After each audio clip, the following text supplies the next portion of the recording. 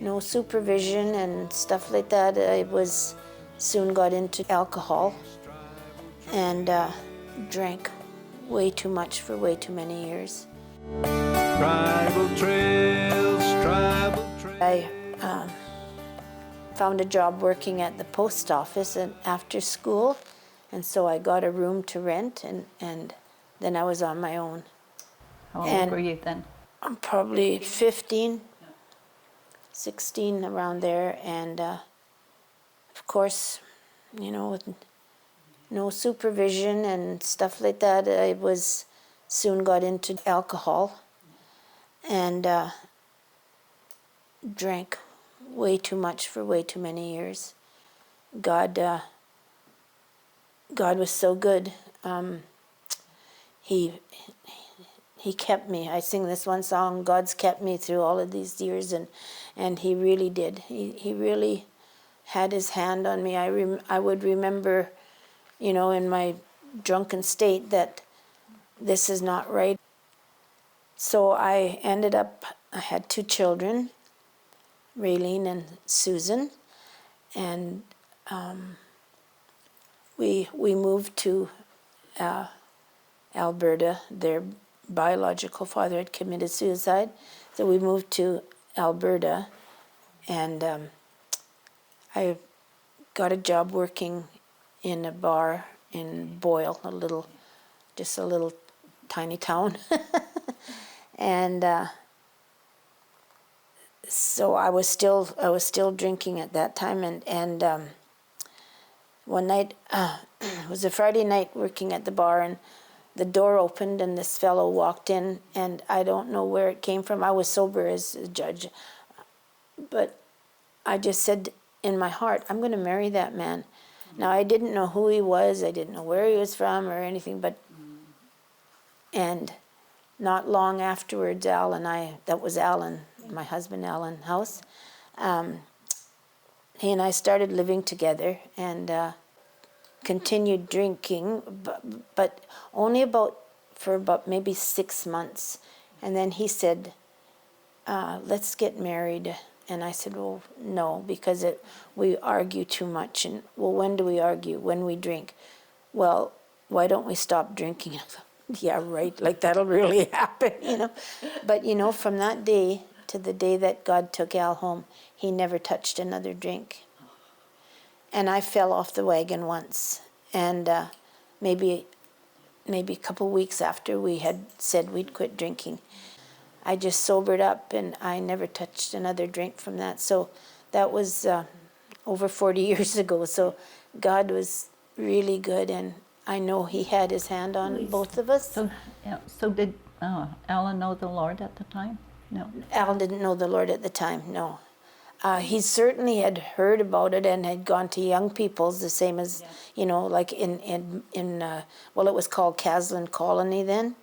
And he went to young people's when Joe Caritas, who is our pastor now, was holding young people's on the settlement.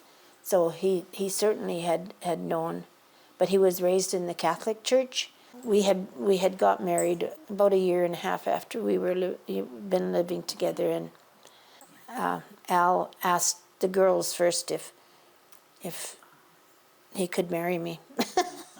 They gave their permission, and they always called him Charles. It was just an old joke. They called him Charles all the time. So the youngest said, Charles, when you and Mom get married, can we call you Dad? And he said, oh, I'd be thrilled. So he was just so good to them. They were his kids. We moved to Buffalo Lake. I was living in Newbrook at the time, and we sold the trailer and had a little shack in Buffalo Lake that we lived in. And there was this little church, and I just felt drawn to it for some reason. It was the ugliest, most horrible little church.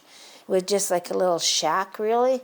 Had bats in it, and anyway, when I went there, I was hearing the same thing that Mr. Dietrich used to tell us. And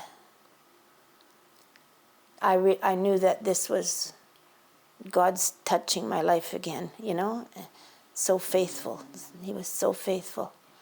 And So I'd asked Al, do you want to come to church with me? He said, no, I don't go to my own church. I'm not going to go to another one. I said, okay.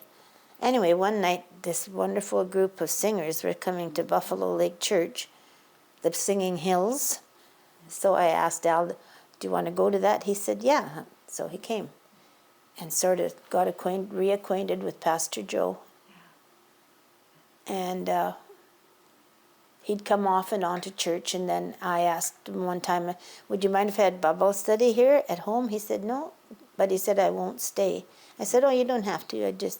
So he was, I think I had it once. And he came back before it was over and visited with everybody.